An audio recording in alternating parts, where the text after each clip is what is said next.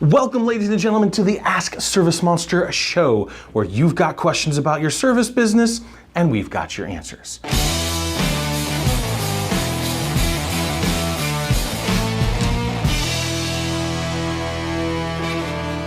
Today, we're going to talk about sales. I got a handful of questions after our last video talking about why you need a salesperson and saying, yeah, but Joe, how do you sell? And so I'm going to go over some of the anatomy of a sale. And this will work whether you're doing phone or you're in the home or you're selling cars or anything. It's a general construct that I learned while working at Guitar Center. And of course, over the last 2 decades, I've honed this over time. I teach this to my sales team, and I've taught it to the first couple people who were scheduling for super agents. And I know now Don trains them very well as well. So we're probably going to use this as training material in the future, but you guys can use it as well and point your text to it. So off we go. The sale itself is typically broken into 4 parts: greeting, qualifying, pitch, and close. Now, of course, always be closing is a thing, and we'll get to that, but we want to carry the potential buyer through a small journey. And for a service company, it's a fairly quick process, but you still need to pay attention to all the parts. So let's start with the greeting. The greeting obviously is, hey, how you doing? How's it going? This is me and what I do. What services do you need? During this step of the process, if the first words out of their mouth are, how much do you charge? You know you're dealing with a price shopper. Someone who's probably just got a list of phone numbers and they're calling and they're like, how much do you charge for cleaning? And you just need to kind of do that dance with them. The other kind, when can you fit me in, usually by a client or somebody who doesn't really care about price. They know the value of the service that you provide.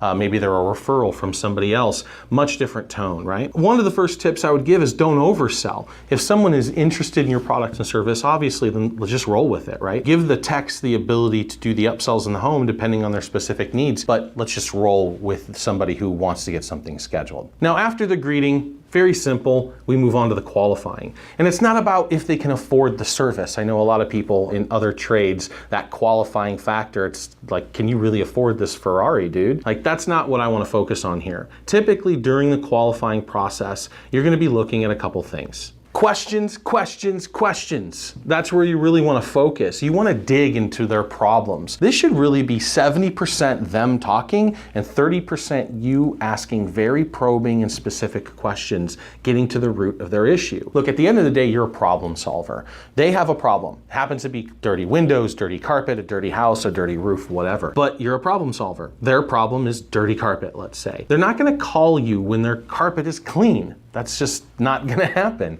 They're going to call you when their perception is they have a problem, their carpet's dirty, and let's go ahead and call somebody to take care of this for them. You are their problem solver. Now, no amount of marketing you're going to shove in their path is going to make them get the carpets cleaned if it's clean. And hitting that intersection between the time they need cleaning and the time you actually sent them a marketing piece, that intersection's really rare. When you have them on the phone and you're looking to close the deal, you already know that they have a problem and now you want to be the one to solve it. So ask those questions, dig hard, and let's see what their problem is so you can address those directly. Moving on to the pitch. So this is actually fairly conversational, right? You want a dialogue here. You don't want to just like bark at them, but you want to use their pain points, their problem as the basis for your conversation around providing a solution for them. You want to present your services to them and how exactly it solves their problem.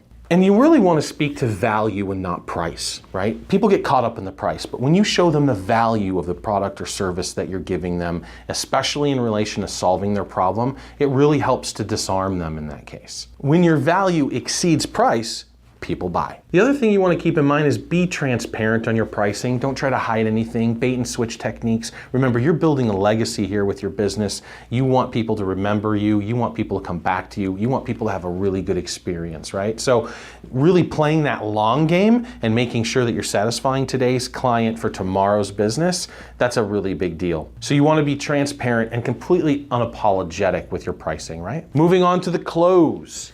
Always be closing. The way I learned it, greeting, qualifying, pitch, and close, there was a specific defined section where this is where you're gonna ask for the credit card. This is where you're gonna take the cash. And that's still a thing, but I want you to be thinking more about the strategy of the entire conversation. In a way, because you're trying to converse with them, really find what their problems are, and then catering your pitch to the problems that you're trying to solve, you are already closing. This entire process is the close. And so at the end of the day, you really want to make them say yes, obviously, but during the process. So you're addressing those specific problems they have, right? And showing how your solutions solve their problems, and reiterate that towards the end of the conversation. All right, Mrs. Jones, you had this problem. We talked about it.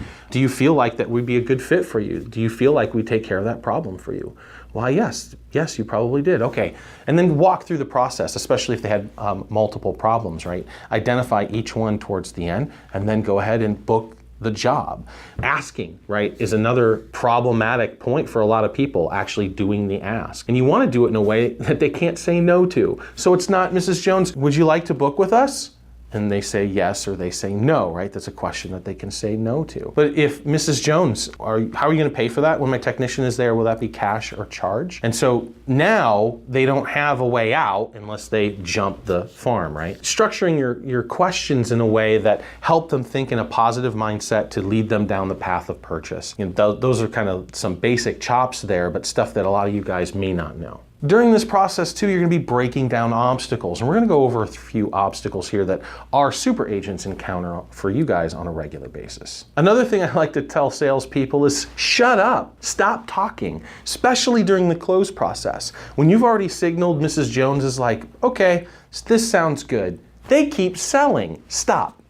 She's happy, she's satisfied, she wants to close the deal, close the dang deal, and make her happy, and then send the technicians out to do an awesome job. It's amazing to me how many deals I've seen lost by salespeople continuing to yap after the fact that, you know, they've already landed the service. Now let's say that Mrs. Jones gives you an objection you can't get around, and she's just flat out not willing to book anything. In this case, what you want to lean to is permissive follow-up. All right, Mrs. Jones, I understand that everybody's a little bit busy. Why don't we do this? I will take your email address and I will make sure that I get back to you within the next day or two. If I don't hear from you, I'll call you by Friday to make sure that those needs were taken care of. Does that sound good? And then that way it gives you the ability to say, Mrs. Jones, I'm just calling up, and you'll be surprised at how many people dropped the ball with everybody they called, actually didn't get the service done, and then forgot about it because they were too busy. And then, of course, in the close, you got to talk about the loss, because it's going to happen more times than not, especially when you're getting started. Taking a loss, that hard no, over and over and over again is part of the game.